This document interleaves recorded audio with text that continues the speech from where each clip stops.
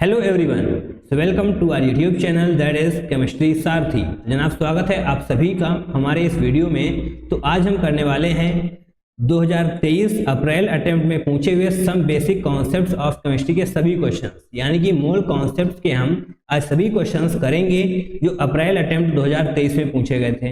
Right, and आप सभी को क्या करना है, सबसे पहले इस पीडीएफ का प्रिंट आउट निकलवाना है, अकेले बैठकर सभी क्वेश्चंस को सॉल्व करना है। अगर कोई क्वेश्चन नहीं हो रहा है, कोई कंफ्यूजन है, तो निश्चित तौर पर आपको आकर के हमारे इस वीडियो को देखना है ताकि आपका कोई भी डाउट रह ना जाए।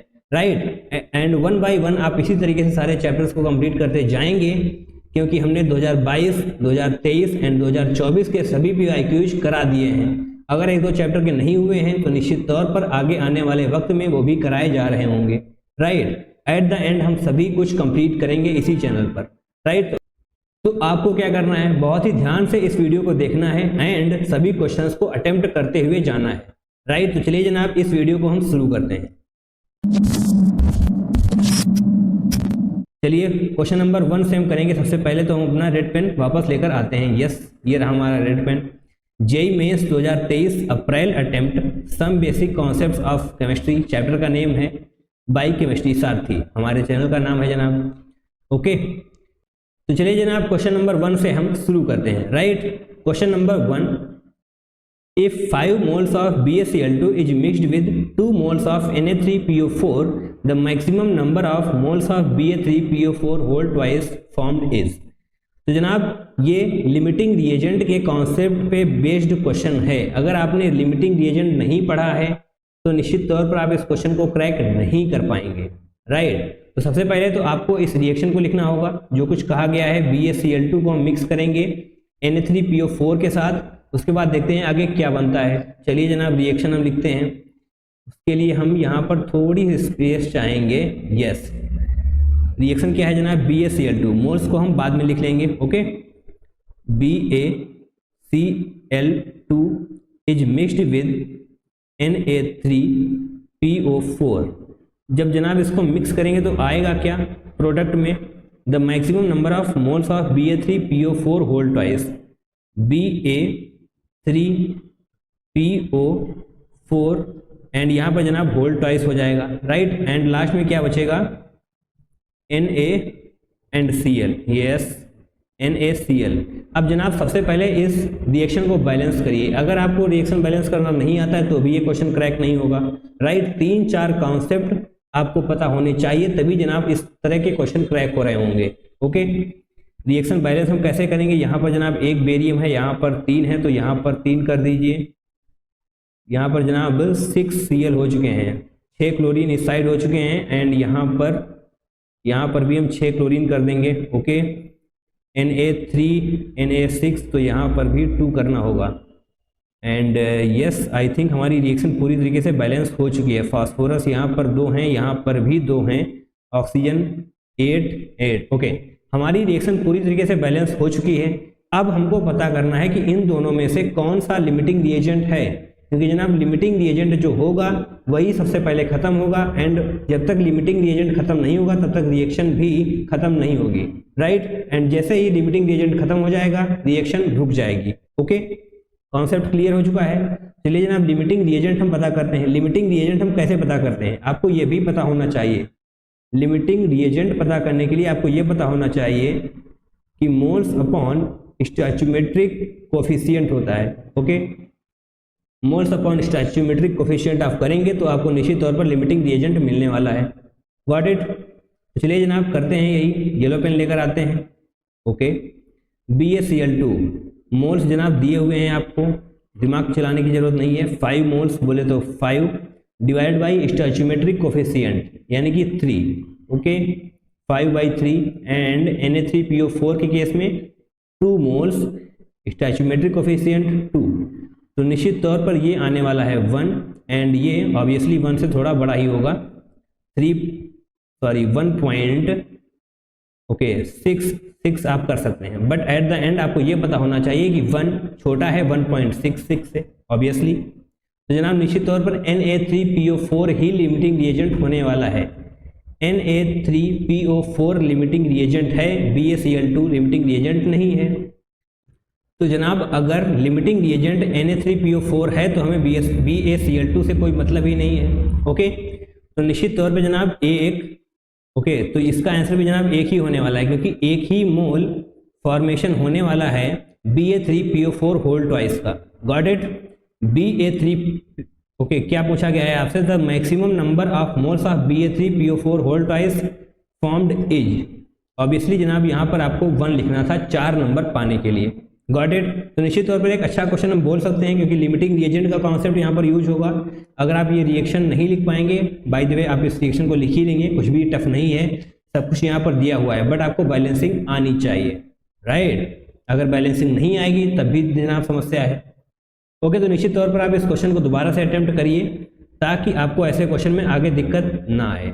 ओके, फिलहाल के लिए हम क्वेश्चन नंबर 2 को पढ़ते हैं। Question number 2, 0.5 gram of an organic compound X with 60% carbon will produce, okay, तो जनाब यहाँ पर थोड़ा सा स्पेस होगा, ओके, स्पेस होगा, and into 10 to the power -1 gram of CO2 on complete combustion. तो बेसिकली जनाब ये कंबशन पर क्वेश्चन है।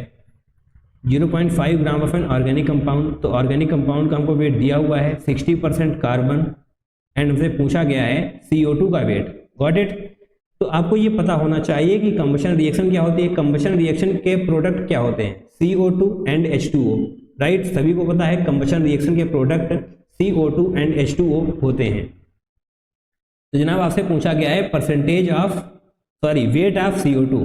तो वेट ऑफ CO2 के लिए आपने एक फॉर्मूला पढ़ा होगा, इस तरीके से पढ़ा होगा जनाब। लिखिए, देखिए हम यहाँ पर लिखते हैं percentage of carbon equal to, यहाँ पर आपको वेट ऑफ CO2 मिल जाएगा। दिमाग स्क्रीन पर रखिए, नजरें स्क्रीन पर रखिए। Percentage of carbon equal to क्या होता है, molecular weight of carbon upon molecular weight of CO2। चलिए लिखिए यहाँ पर molecular weight of carbon upon molecular weight of CO2। अगर जनाब ये फॉर्मूला आपने नहीं पढ़ा है तो पढ़िए, लिखिए एंड याद भी रखिए। Into weight of CO2 upon weight of organic compound. Got it? Into 100, क्योंकि जनाब हमें यहाँ पर परसेंटेज पता करना है। ये जनाब फॉर्मूला आपको याद होना चाहिए। अगर परसेंटेज ऑफ हाइड्रोजन आपसे पूछा जाता तो percentage of hydrogen equal to molecular weight of hydrogen upon molecular weight of H2O into weight of hydrogen upon weight of organic compound into 100, right? यहाँ पर हाइड्रोजन हमसे नहीं पूछा गया है, कार्बन ही पूछा गया है, तो निश्चित तौर पर हम इसी फार्मूले का यूज करने वाले हैं।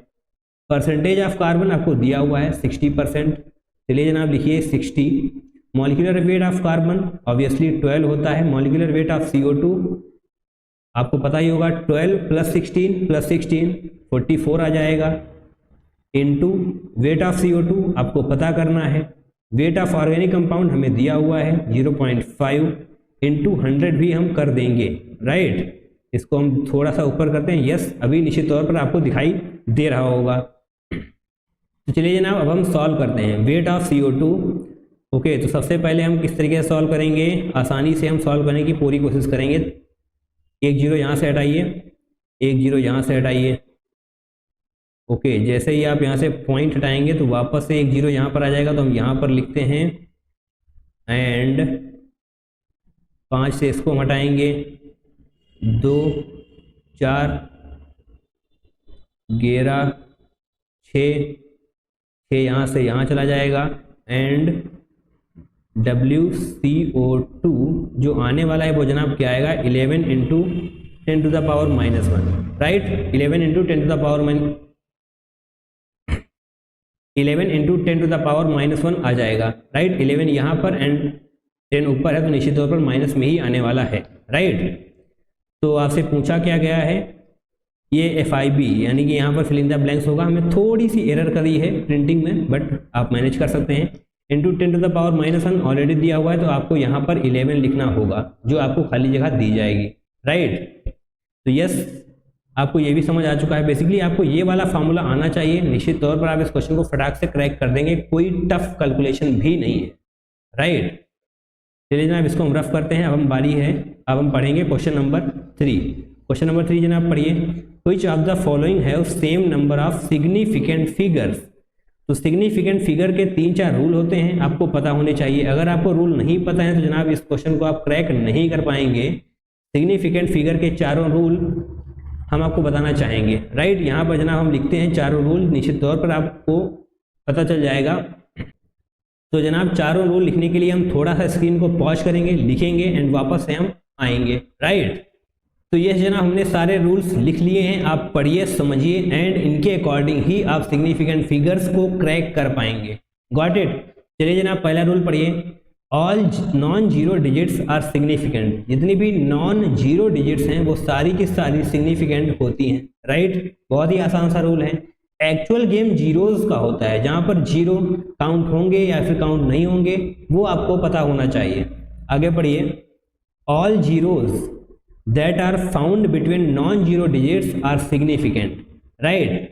All zeros that are found between non-zero digits are significant. Got it? Trailing zeros for a whole number that ends with a decimal point are significant.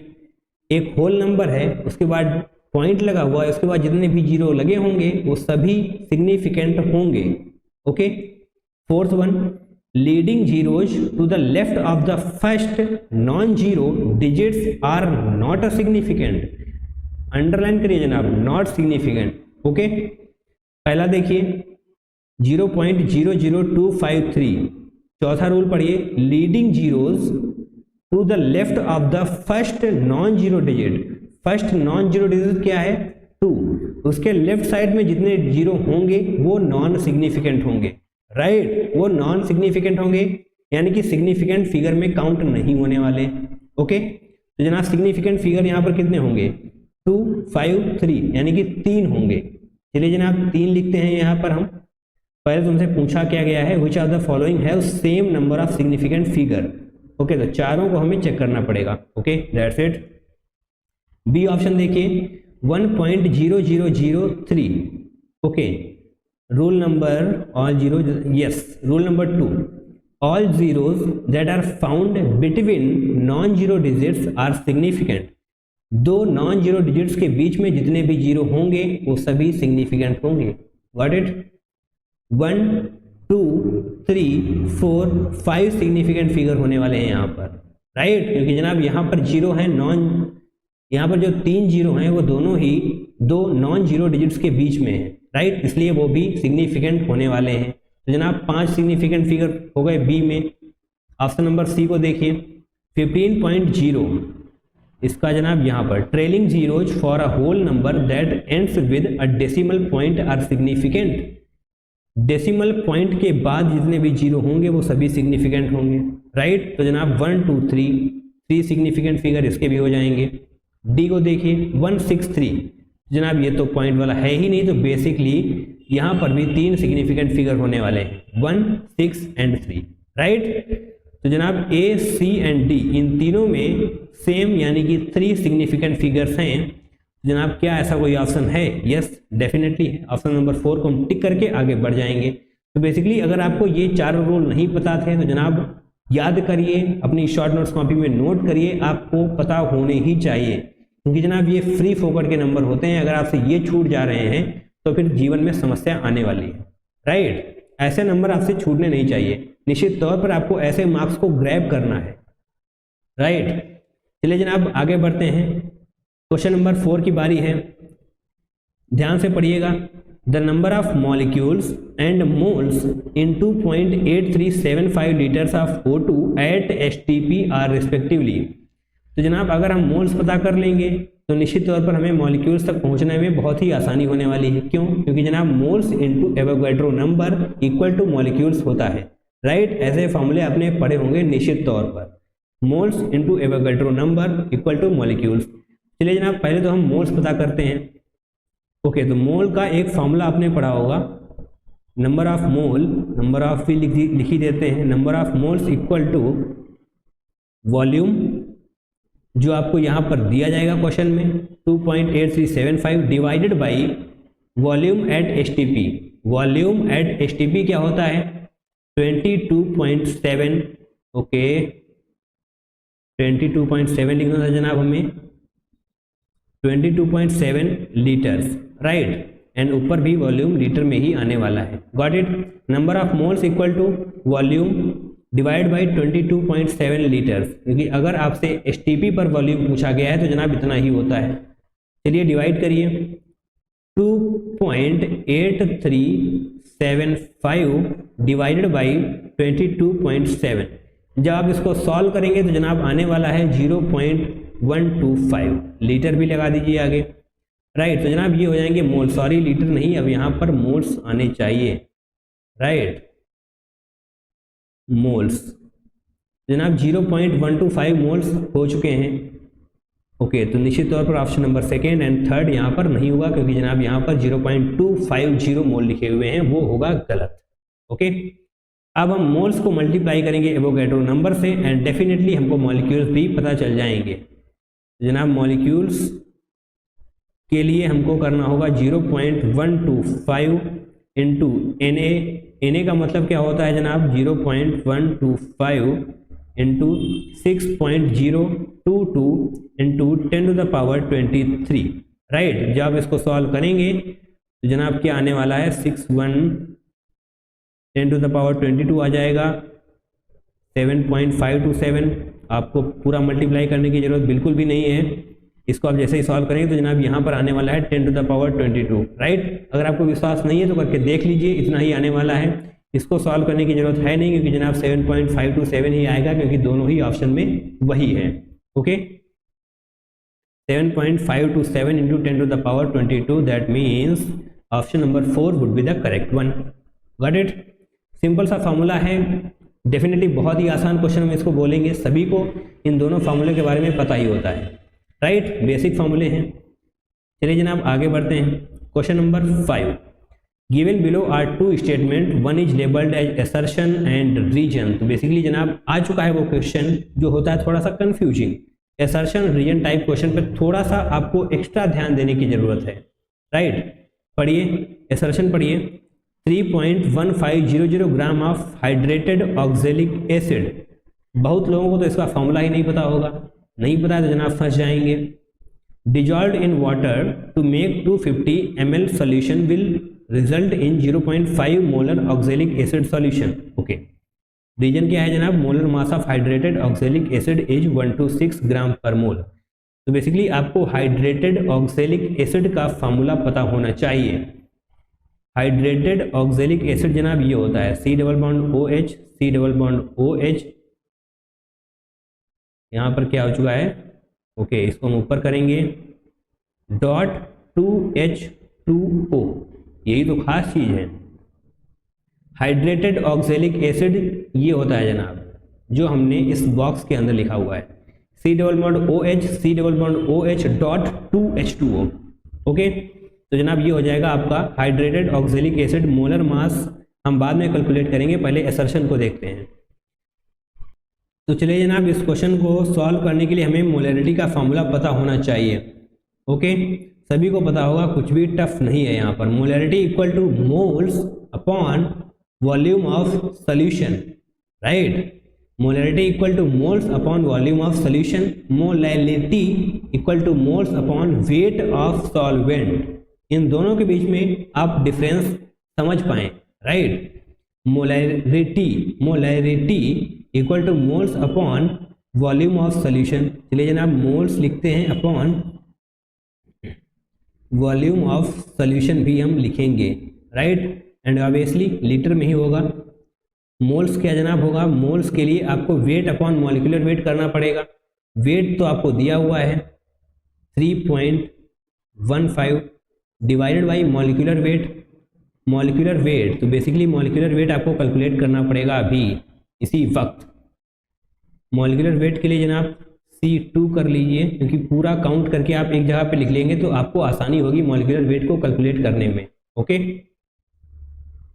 C2 oxygen कितने होंगे, 1 2 3 4 5 6, C2O6। हाइड्रोजन कितने होंगे जनाब, 4, यहाँ पर 2, 6 हाइड्रोजन। राइट, हमने कोई गलती शायद नहीं करी है, यस डेफिनेटली नहीं करी है।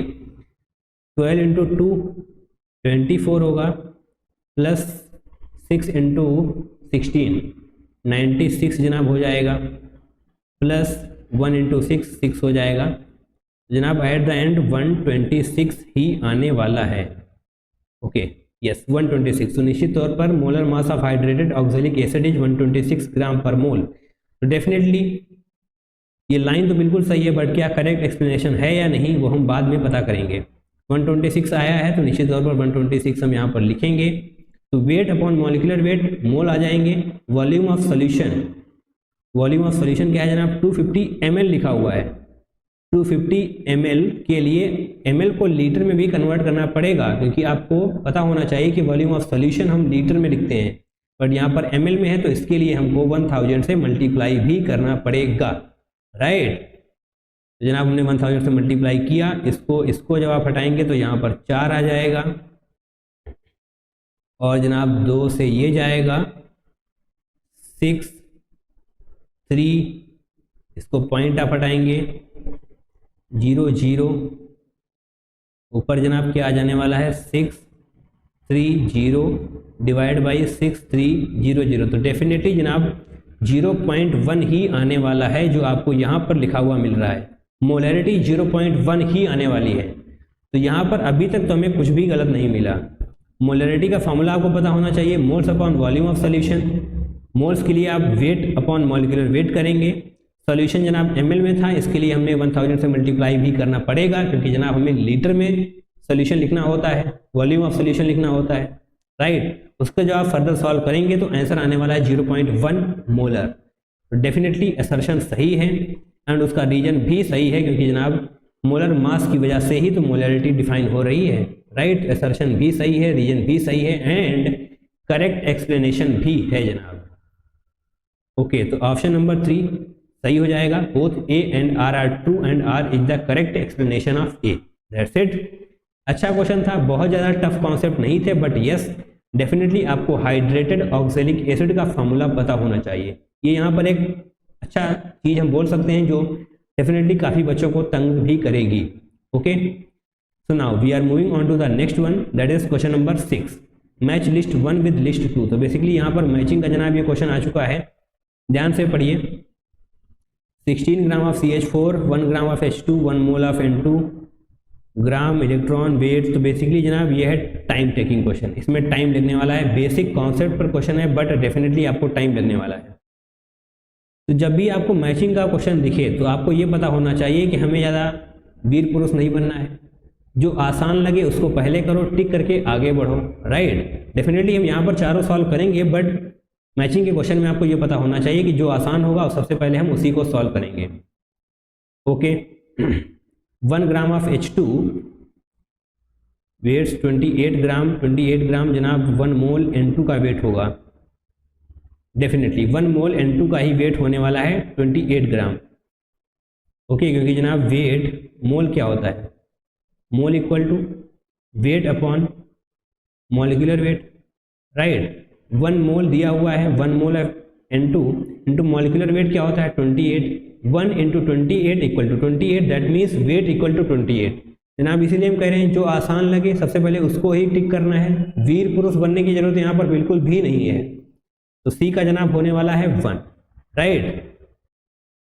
एंड अब हम क्या करेंगे, 1 gram of H2, 1 gram H2 से जनाब क्या होगा 32 जैसा कुछ होगा नहीं, occupies 11.4 litre volume of at STP नहीं जनाब, 0.5 मोल ऑफ SO2। ओके जनाब 0.5 मोल SO2 को हम देख लेते हैं सबसे पहले, क्योंकि हमें तो यही आसान लग रहा है। आपको जो आसान लगे आप उसको पहले निपटाइए, right. Moles equal to weight upon molecular weight होता है 0.5 आपको दिया हुआ है। वेट यहाँ पर होगा, मॉलिक्यूलर वेट इस तरीके से हो जाएगा जनाब, weight equal to moles into molecular weight. Mole कितना है 0.5 इंटू मॉलिक्यूलर वेट क्या होने वाला है SO2 का 32 64 होने वाला है, यानी कि जो वेट आने वाला है वो आने वाला है 32 ग्राम। 32 ग्राम वेट, यस। डी का जनाब ऑप्शन नंबर 3 होने वाला है। ओके डी का जनाब ऑप्शन नंबर 3 हो जाएगा। एंड अब तो आप आसानी से चीज़ों को क्रैक कर पाएंगे। सी का फर्स्ट, डी का थर्ड होना चाहिए, सी का फर्स्ट, डी का थर्ड। तो यस, ऑप्शन नंबर 2 हमारा सही हो चुका है, राइट। बट हम बाकी भी सॉल्व करेंगे ही करेंगे डेफिनेटली। ए बी, अब ए बी का इन दोनों में से ही कोई एक होगा, सेकेंड एंड फोर्थ में से। तो जनाब सोचने की कोशिश करिए। 16 gram of CH4 occupies 11.4 litre volume, 22.7। Okay, तो ए का जनाब 16 ग्राम ऑफ CH4। तो जनाब ध्यान से देखिए, ए एंड बी इलेक्ट्रॉन्स दिए हुए हैं। इलेक्ट्रॉन्स तक पहुंचने के लिए हमें सबसे पहले मॉलिक्यूल्स तक पहुंचना होगा। Okay, one by one crack करिए, चीज़ें क्रैक होंगी। ए को सबसे पहले हम यहाँ पर लिखते हैं 16 ग्राम ऑफ CH4। तो सबसे पहले तो हमें मोल्स ही निकालना पड़ेगा सभी में। Moles equal to weight upon molecular weight 16, molecular weight क्या हो जाएगा 12 + 4, ये भी 16 ही हो जाएगा। तो जनाब मोल आने वाले हैं 1, बहुत आसान हो गया। CH4 1 मोल आ चुका है। एंड मोल को मॉलिक्यूल में कन्वर्ट करने के लिए हमें एवोगैड्रो नंबर से मल्टीप्लाई करना होता है। आप सभी ये बात जानते हैं, अभी अभी हमने पिछले क्वेश्चन में ये बताया हुआ है। Molecule equal to 1 into Na बोले तो एवोगैड्रो नंबर जनाब 6.02 इंटू 10⁻23 आने वाला है। ये तो आ गए मॉलिक्यूल्स, बट हमें इलेक्ट्रॉन्स एंड ग्राम दिया हुआ है। तो जनाब इलेक्ट्रॉन्स तक हम कैसे पहुंचेंगे? CH4 में कितने इलेक्ट्रॉन होंगे सोचिए एंड बताइए। कार्बन में कितने होते हैं 6, right. Hydrogen, helium, lithium, beryllium, boron, carbon में 6 इलेक्ट्रॉन होते हैं, हाइड्रोजन में 1, बट 4 हाइड्रोजन है, तो 6 + 4 10 इलेक्ट्रॉन्स। तो जनाब इसको हम 10 से जब मल्टीप्लाई करेंगे तो जनाब हमें नंबर ऑफ इलेक्ट्रॉन्स मिलने वाले हैं। नंबर ऑफ इलेक्ट्रॉन्स पता करने के लिए हमें 10 से मल्टीप्लाई करना होगा। जैसे ही हम इसको 10 से मल्टीप्लाई करेंगे तो जनाब 60.2 इंटू 10⁻23 आंसर आने वाला है। एंड यही तो हमको यहाँ पर लिखा हुआ है 60.2 इंटू 10⁻23 इलेक्ट्रॉन्स। दैट मीन्स ए का हो जाने वाला है सेकेंड, राइट। डेफिनेटली यहाँ पर थोड़ा सा बढ़ चढ़ के है, नंबर ऑफ इलेक्ट्रॉन्स आप जनरली नहीं निकालते हैं, बट यहाँ पर आपको निकालना पड़ेगा करेक्ट आंसर तक पहुंचने के लिए। ओके, बी ऑप्शन को देखिए, 1 ग्राम ऑफ H2। निश्चित तौर पे आप इसको आगे सॉल्व कर लेंगे तो डेफिनेटली आपको 4th वन मिल जाएगा, राइट। 1 ग्राम ऑफ H2 अगर आपको करना ही जनाब चलिए करके बता ही देते हैं। मोल यहाँ पर भी निकालना पड़ेगा। वेट 1 ग्राम दिया हुआ है, मॉलिक्यूलर वेट 2 हाइड्रोजन है तो जनाब 2 हो जाएगा। And occupies 11.4। ओके, तो जनाब ये हो चुके हैं मोल्स। एंड आपने एक फॉर्मूला और पढ़ा हुआ है, moles equal to volume of solution upon 22.7, ये राइट 22.7। एंड मोल्स क्या है 1.2। वॉल्यूम ऑफ सॉल्यूशन जब आप यहाँ पर 1/2 लिखेंगे, सॉरी 1.2 हमने बोल दिया था, बट 1/2 होगा। यहाँ पर आप वॉल्यूम लिखेंगे डिवाइडेड बाई 22.7। जो आप इसको सॉल्व करेंगे तो जनाब 11.4 के अप्रॉक्स आपको मिल जाएगा, राइट। कुछ भी यहाँ पर हमने तीर नहीं चलाया है, सिंपल सा कैलकुलेशन है, हमने कर दिया, आप भी कर लेंगे। बी का जनाब क्या हो जाएगा 4th, right.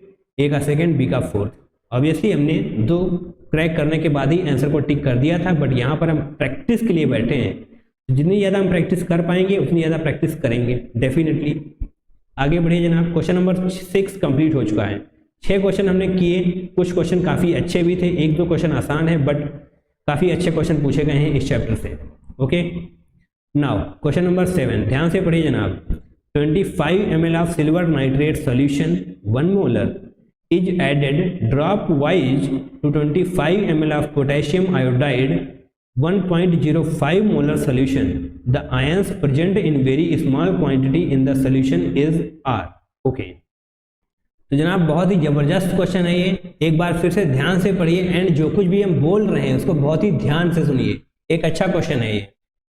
25 ml of silver nitrate solution 1 molar is added drop wise to 25 ml of potassium iodide. Silver nitrate solution का मतलब जनाब हो जाएगा AgNO3, पोटेशियम आयोडाइड बोले तो Ki। The ions present in very small quantity in the solution is. तो basically small quantity में ions पता करने से पहले हमें ये पता होना चाहिए कि कौन सी केमिकल रिएक्शन हो रही है जब हम AgNO3 एंड पोटेशियम आयोडाइड को ऐड कर रहे हैं तो राइट। जैसे ही हमें ये पता चल जाएगा कि कौन सी केमिकल रिएक्शन हो रही है तो डेफिनेटली हम आगे क्वेश्चन में प्रोसीड कर पाएंगे। ओके, तो चलिए जनाब रिएक्शन को कंप्लीट करवाते हैं। AgNO3 प्लस Ki, जब ये रिएक्शन होगी तो जनाब क्या फॉर्मेशन होने वाला है? AgI एंड KNO3 बनने वाला है, राइट। AgI एंड KNO3 बन जाएगा डेफिनेटली, कुछ भी यहाँ पर टफ नहीं है। एंड जनाब आगे क्या होगा, हमें अब मोल्स पता करने पड़ेंगे, राइट। जब तक हम मोल्स पता नहीं करेंगे तब तक हम इस क्वेश्चन में आगे नहीं बढ़ पाएंगे। तो मोल्स कैसे पता करें? इन दोनों के मोल्स के लिए हमें यहाँ पर मोलरिटी दी हुई है एंड वॉल्यूम ऑफ सॉल्यूशन दिया हुआ है। अभी अभी आपने फॉर्मूला पढ़ा, molarity equal to moles upon volume of solution. Moles पता करने के लिए अगर हम मोलरिटी इनटू वॉल्यूम कर दें तो डेफिनेटली हमको मोल्स मिल जाएगा, राइट। बट यहाँ पर आपको ml में दिया हुआ है तो जनाब हमें मोल्स नहीं मिली मोल्स मिलेंगे, राइट। मोल्स के लिए वॉल्यूम ऑफ सॉल्यूशन लीटर में होना चाहिए, मिली मोल्स के लिए वॉल्यूम ऑफ सॉल्यूशन ml में होना चाहिए, राइट। कोई भी कंफ्यूजन आपके दिमाग में रहना नहीं चाहिए। ओके, तो चलिए जनाब मोल्स के लिए हम फॉर्मूला लिख ही देते हैं। Molarity into volume of solution करेंगे, राइट। वॉल्यूम ऑफ सॉल्यूशन का वॉल्यूम अगर लीटर में होगा तो जनाब मोल्स आएंगे, ml में होगा तो मिली मोल्स आएंगे। तो डेफिनेटली यहाँ पर मिली मोल्स ही आने वाले हैं क्योंकि जनाब सॉल्यूशन ml में है। ओके, तो चलिए येलो पेन ले लेते हैं। AgNO3 25 इंटू 1 मोलर है तो यस 25 ml ये भी है 25, बट यहाँ पर मोलरिटी कितनी है 1.05, जनाब 25 यहाँ पर आ जाएगा एंड 26.05 आई थिंक यहाँ पर आ जाएगा। ओके, जब आप सॉल्व करेंगे तो जनाब यहाँ पर क्या आने वाला है एक बार हम करके देख ही लेते हैं। यहाँ पर जनाब 2 आएगा, यस 26.25 आने वाला है। इसको हम सही से लिख लेते हैं 26.25 एंड ये क्या है millimoles, right, millimoles and ये भी जनाब मिली मोल्स है। बट यहाँ पर आपको देखते ही ये पता चल जाना चाहिए कि KI एक्सेस में है, KI एक्सेस में है एंड AgNO3 जनाब एक्सेस में नहीं है। ऑब्वियसली आपको देखने में पता चल जाएगा कि 25 छोटा होता है 26.25 बड़ा होता है, राइट। तो डेफिनेटली KI एक्सेस में है तो yes Ag plus and I minus मिलने वाले हैं आपको सॉल्यूशन में। The ions present in very small quantity in the solution Ag plus and I minus, Ag plus and I minus both. तो yes option number 4 हमारा बिल्कुल सही हो जाएगा। एक बार फिर से इस क्वेश्चन को रिपीट करिए, एक बार फिर से देखिए। निश्चित तौर पर ये क्वेश्चन बहुत टफ नहीं बोलेंगे बट यस बहुत आसान भी नहीं है, राइट। थोड़ा सा नया क्वेश्चन है तो डेफिनेटली अच्छा ही है। आगे बढ़िए, क्वेश्चन नंबर 8। क्वेश्चन नंबर 8 को जनाब पढ़िए। A solution of sugar is obtained by mixing 200 gram of its 25% solution and 500 gram of its 40% solution both by mass. The mass percentage of the resulting sugar solution is. Okay, तो जनाब यहाँ पर formula लगेगा। A solution of sugar is obtained by mixing 200 gram of its 25% solution and 500 gram of its 40% solution. Okay, तो जनाब mass of resulting sugar क्या होगा? Mass of resulting sugar.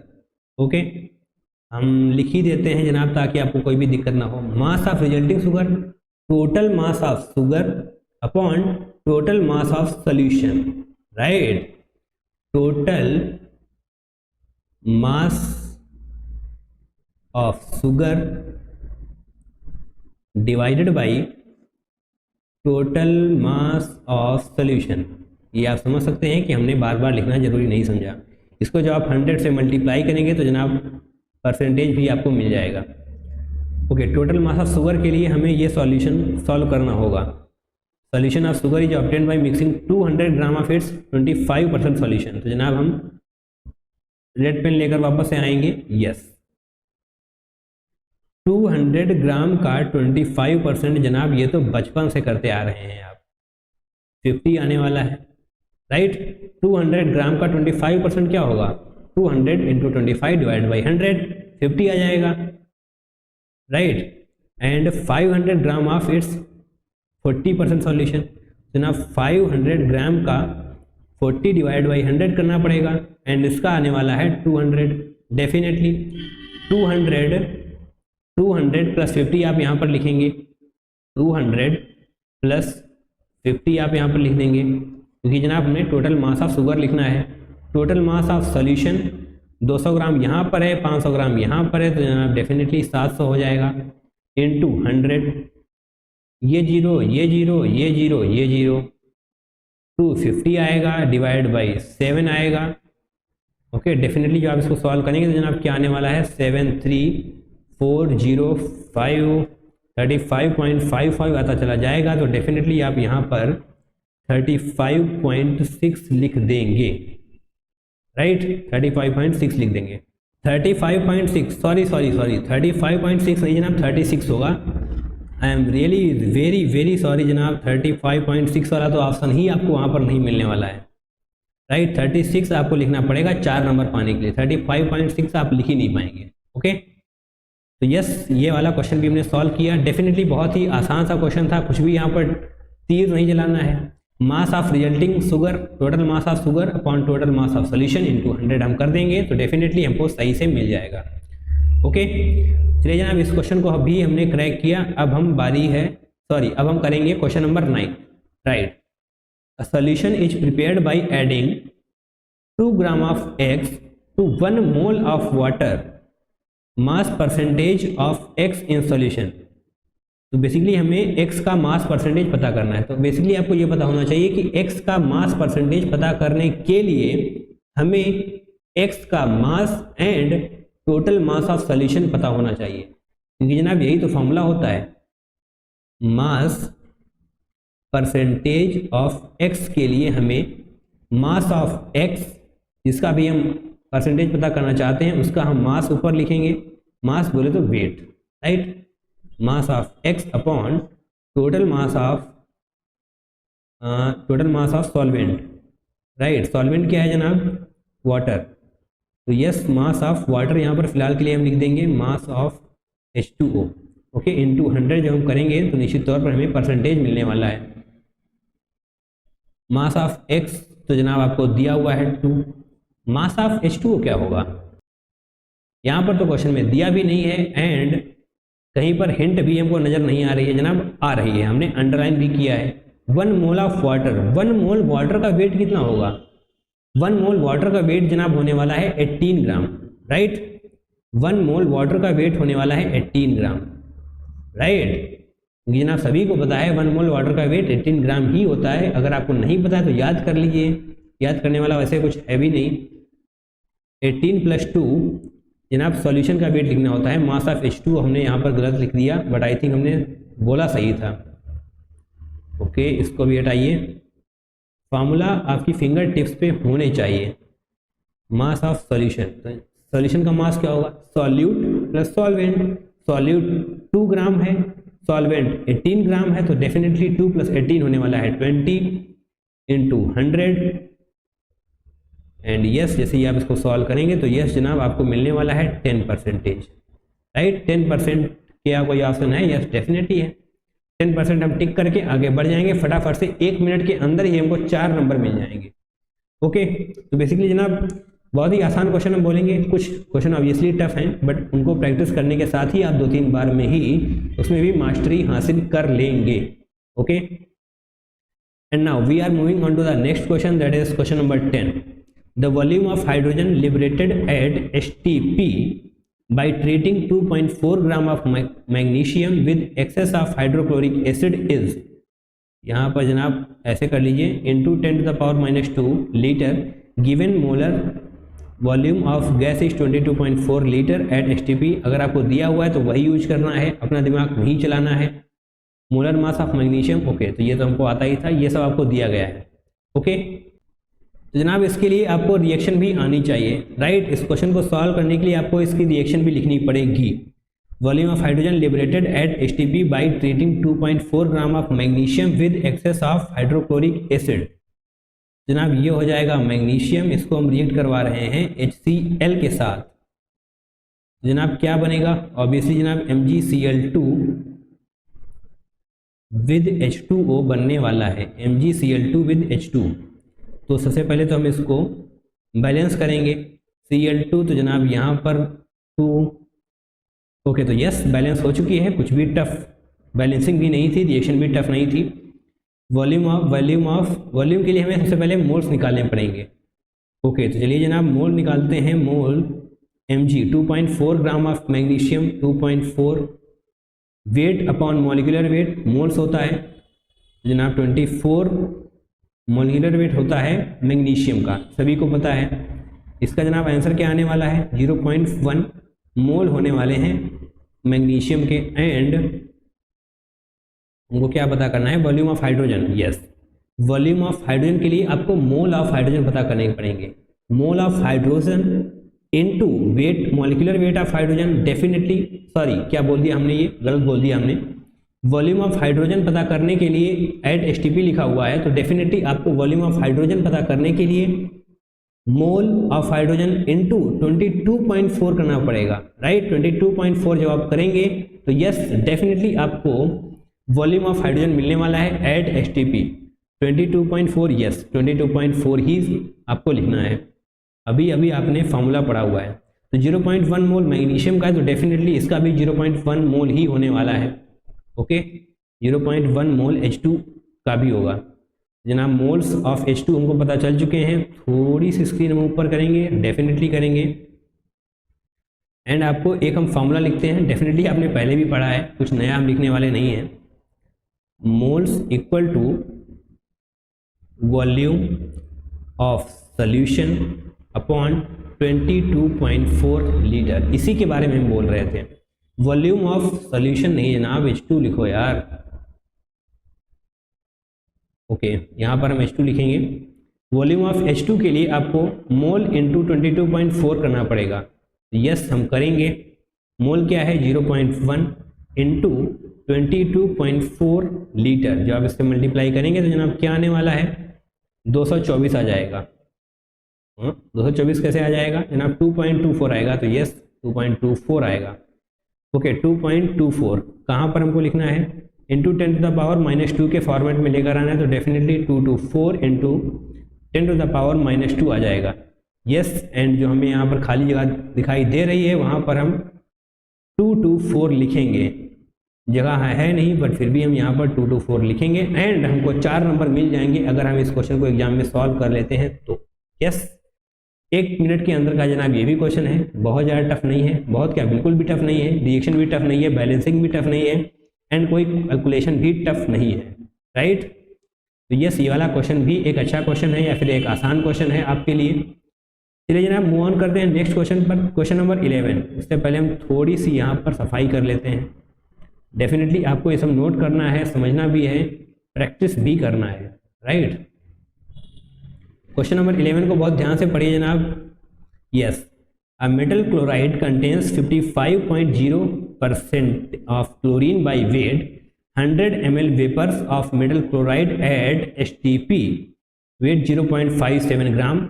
The molecular formula of the metal chloride is, तो चलिए जनाब MClX इसको मान लीजिए, मेटल क्लोराइड है तो डेफिनेटली M होने ही वाला है, Clx कर लीजिए।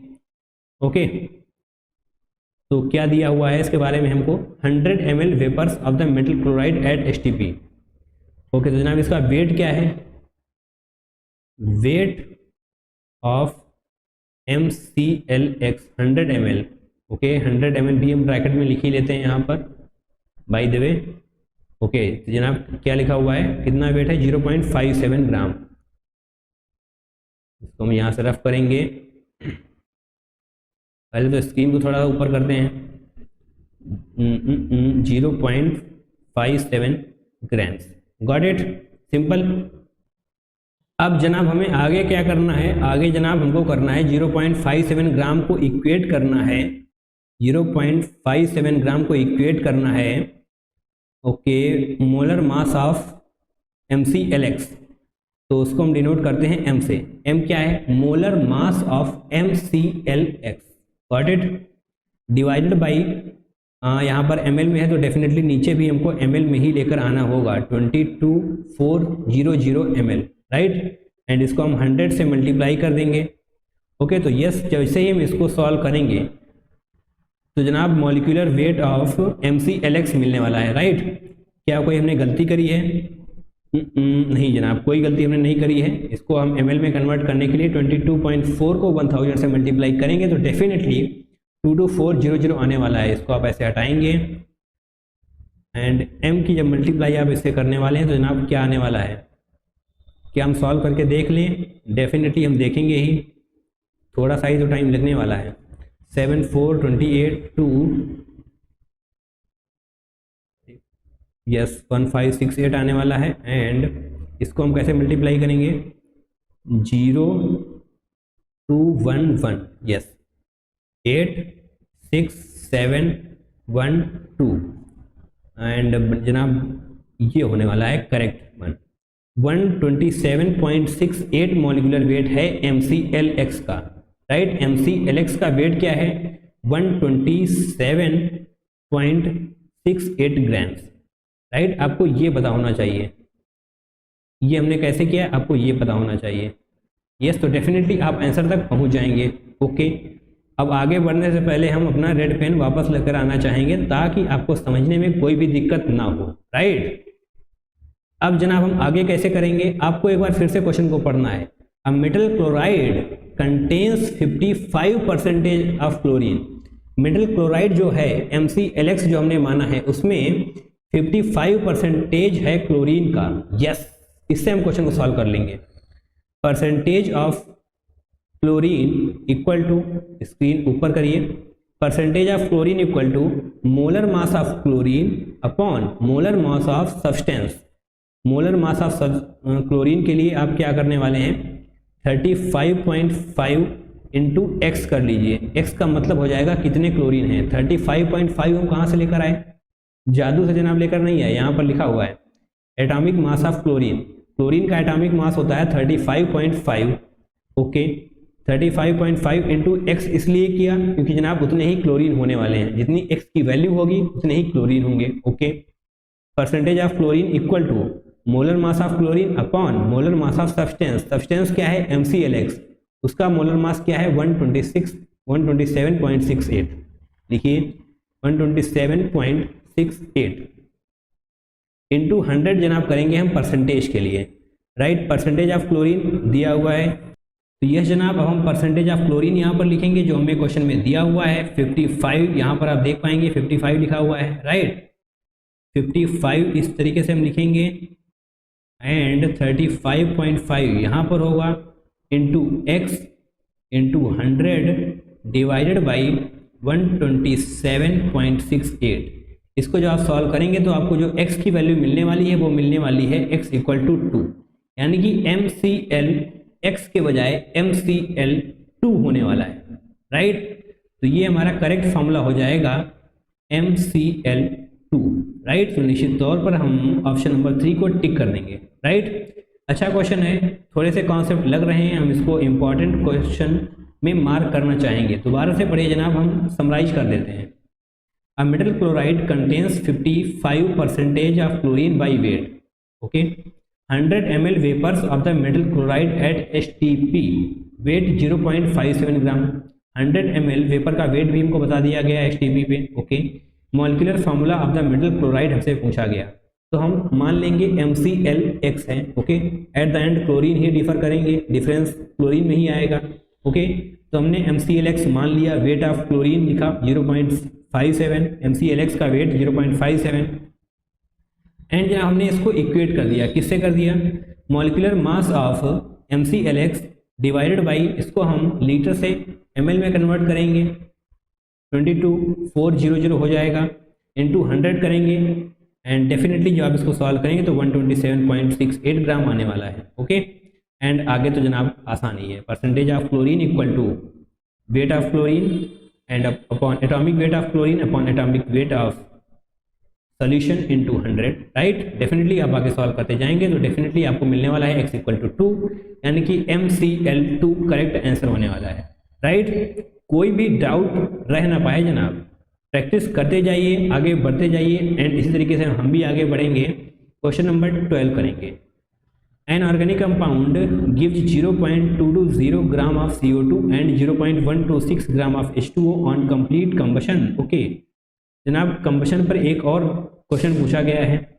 If the percentage of carbon is 24, okay यहाँ पर तुमको कार्बन का परसेंटेज भी बता दिया गया है। Then the percentage of hydrogen, carbon का परसेंटेज बताया गया है, परसेंटेज ऑफ हाइड्रोजन पूछा गया है, बट एक लोचा है इसमें, क्या है? वेट ऑफ ऑर्गेनिक कंपाउंड दिया ही नहीं गया है। तो जनाब परसेंटेज ऑफ कार्बन का यूज करके हम वेट ऑफ ऑर्गेनिक कंपाउंड पता करेंगे, then weight of organic compound की हेल्प से हम परसेंटेज ऑफ हाइड्रोजन तक पहुंचेंगे। तो बेसिकली यहाँ पर आपको percentage of carbon and percentage of hydrogen दोनों ही लगाने पड़ेंगे। ओके चलिए लगा लेते हैं, कुछ भी टफ नहीं है। परसेंटेज ऑफ कार्बन हमको दिया हुआ है, सबसे पहले हम यही वाला फॉर्मूला लगाएंगे। Percentage of carbon equal to क्या होगा? Weight of carbon, sorry molecular weight of carbon, molecular weight of carbon upon molecular weight of CO2 into weight of carbon upon weight of carbon के बाद क्या होगा जनाब? Weight of okay organic compound, sorry organic compound into 100, right. Okay तो बिल्कुल सही formula तो नहीं लिखा है हमने यहाँ पर जनाब, CO2 होगा, थोड़ी सी गलतियाँ हो जाती हैं। Percentage of carbon equal to molecular weight of carbon molecular weight of CO2, okay definitely बिल्कुल सही है। अब हम इसमें वैल्यू पुट करेंगे। परसेंटेज ऑफ कार्बन क्या दिया हुआ है? 24 दिया हुआ है। मॉलिक्यूलर वेट ऑफ कार्बन क्या होगा? ऑब्वियसली 12 होगा। Molecular weight of CO2 44 into weight of CO2 0.220 ग्राम दिया हुआ है। जीरो आप ना भी लगाएं तभी कोई दिक्कत होगी नहीं। वेट ऑफ ऑर्गेनिक कंपाउंड यही तो हमको पता करना है, weight of organic compound into 100। इसको जनाब सॉल्व करना पड़ेगा। ओके तो जनाब जो आप इसको सॉल्व करेंगे तो जनाब क्या आने वाला है? वेट ऑफ ऑर्गेनिक कंपाउंड आने वाला है 0.25 ग्राम्स, राइट। आप इसको सॉल्व करेंगे तो आपको वेट ऑफ ऑर्गेनिक कंपाउंड जो मिलने वाला है वो होगा 0.25 ग्राम्स। ओके अब जनाब हम आगे बढ़ेंगे, उससे पहले हम थोड़ा सा पेन चेंज कर लेते हैं अपना। कर लिया जनाब हमने। अब percentage of hydrogen equal to molecular weight of hydrogen, ध्यान से सुनिए जो भी हम बोल रहे हैं। Percentage of hydrogen equal to molecular weight of hydrogen upon molecular weight of H2O, right, क्योंकि जनाब कंबशन में CO2 एंड H2O यही दो प्रोडक्ट होते हैं। Molecular weight of hydrogen upon molecular weight of H2O into weight of H2O upon weight of organic compound into 100। Yes got it. Okay तो हम बार बार formula नहीं लिखेंगे, डायरेक्ट ही इस बार निकालने वाले हैं। Percentage of hydrogen into molecular weight of hydrogen definitely 1 होता है, डिवाइडेड बाई 1 तो होता है लेकिन H2O होता है, H2 यानी कि जनाब यहाँ पर 2 आने वाला है, 1 + 1 2 होता है, divided by molecular weight of H2O 18 होता है इनटू वेट ऑफ H2O कितना दिया गया है हमको 0.126 divide by wait of organic compound अभी अभी हमने निकाला 0.25 इंटू 100 कर देंगे। यस इंटू 100 करेंगे तो डेफिनेटली हमको सॉल्व होकर मिलने ही वाला है। क्या सॉल्यूशन कठिन है? नहीं जनाब आसान है। 1 9 एंड जब इसको पॉइंट हटाएंगे तो जनाब एक जीरो यहाँ पर आएगा, ये भी पॉइंट हट जाएगा। कैसे किया आपको पता होना चाहिए। ओके जनाब एक जीरो यहाँ से जाएगा, एक जीरो यहाँ से जाएगा, 9 से ये क्या हट जाएगा? डेफिनेटली हट जाएगा। 9 1 4 जनाब 140 डिवाइडेड बाई 25। आई थिंक हमने कोई भी अभी तक मिस्टेक नहीं करी है। 25 से आप 140 को जब डिवाइड करेंगे तो जनाब क्या आने वाला है 5। ओके आई थिंक हमने कोई मिस्टेक अभी तक तो नहीं करी है, बिल्कुल सही है जनाब। 5 आएगा एंड जनाब आगे क्या आने वाला है 5 15 5.6। ओके 5.6 आने वाला है, बिल्कुल सही किया हमने। 10 into then the percentage of hydrogen is, यहाँ पर जनाब फिल इन द ब्लैंक्स, थोड़ी सी गलतियाँ हैं यहाँ पर, इंटू 10 टू द पावर -1 के फॉर्मेट में आंसर लेकर आना है। 5.6 को हम 56 इंटू 10⁻⁻1 भी तो लिख सकते हैं, राइट। अगर आपको नहीं दिख रहा है तो यस अब दिख जाएगा। जनाब 56 हमको लिखना था इस खाली जगह में, तो हमारा जो आंसर होने वाला है वो होने वाला है 56, राइट। इंटू 10⁻⁻1 ऑलरेडी दिया हुआ है, एंड यहाँ पर भी आप 56 आंसर लिखा हुआ देख पाएंगे। ओके, चलिए जनाब ये भी सही हो चुका है।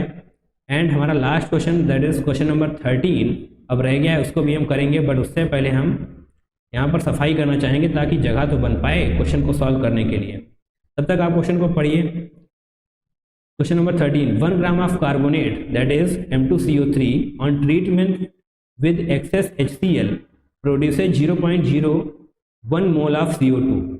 The molar mass of M2CO3 is gram per mole. तो बेसिकली आपको यहाँ पर रिएक्शन लिखनी पड़ेगी, रिएक्शन या फिर बोले तो balanced chemical reaction, right. Okay जनाब, ओके तो सबसे पहले हम रिएक्शन लिखेंगे, उसके बाद रिएक्शन को बैलेंस भी कर लेंगे। M2CO3 on treatment with excess HCl hydrochloric acid M2CO3 react करवाएंगे हम HCl के साथ। तो जनाब क्या बनने वाला है, क्या बनेगा जनाब, MClH2O। ओके, MCl बनेगा, मेटल क्लोराइड एंड H2O बन जाएगा, H2O बन जाएगा, एंड साथ में जनाब CO2 भी बनने वाला है। रिएक्शन को बैलेंस करिए, ओके तो 2MCl हो जाएगा। यहाँ पर जनाब 2 हाइड्रोजन है तो 2 हाइड्रोजन यहाँ पर भी करने पड़ेंगे, 2 क्लोरीन यहाँ पर हो गए, एंड 2 क्लोरीन यहाँ पर भी हो चुके हैं। ऑक्सीजन कितने हैं, 1 एंड 3, 1 2, ओके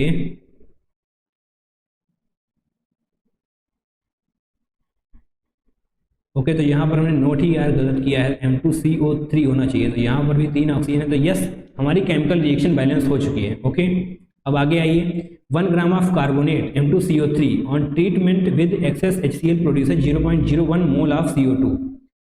CO2 का मोल क्या है, 0.01। आपको ये पता होना चाहिए कि जो मोल CO2 का होगा वही H2O का होगा एंड वही M2CO3 का होगा। क्यों, क्योंकि जनाब सभी का स्टोइचियोमेट्रिक कोफिशिएंट 1 है, राइट, यानी कि सेम है। तो इन तीनों के ही मोल सेम होने वाले हैं, ये आपको पता होना चाहिए, राइट।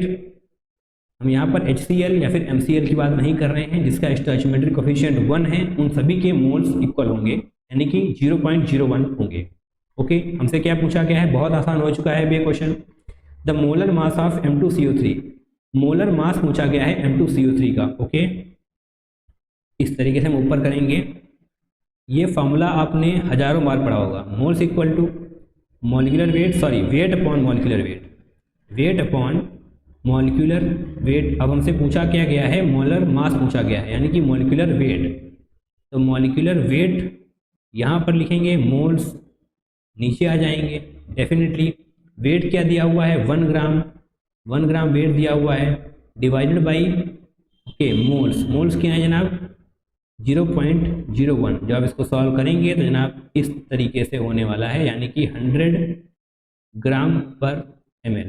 ओके, 100 ग्राम पर ml, तो डेफिनेटली यहाँ पर हम 100 लिख देंगे, एंड 100 ही हमारा सही आंसर होने वाला है। यहाँ पर भी आपको 100 लिखा हुआ मिल जाएगा। तो यस 13 क्वेश्चन थे, मोल कॉन्सेप्ट से हमने वो कंप्लीट किए। डेफिनेटली आपने लास्ट तक इस वीडियो को देखा है, तो जनाब बहुत बहुत धन्यवाद आप सभी का। एट लास्ट हम आपको थैंक यू भी ना बोलें तो जनाब कैसे चलेगा। इस तरीके से हमने काफ़ी सारे वीडियो अपने चैनल पे अपलोड किए हुए हैं, तो जनाब जाइए देखिए, अपने PYQs करते जाइए, काफ़ी सारे क्वेश्चंस आपको मिलने वाले हैं आपके चैप्टर, आपके एग्जाम में, आपकी शिफ्ट में, राइट। क्योंकि जनाब पेपर काफ़ी ज़्यादा PYQs से ही इन्फ्लुएंस्ड होता है, अगर हम JEE मेंस की पर्टिकुलरली बात करें तो, राइट। चलिए जनाब इस वीडियो में इतना ही, मिलते हैं किसी नेक्स्ट वीडियो में। Till then take care, tata bye bye and I love you all.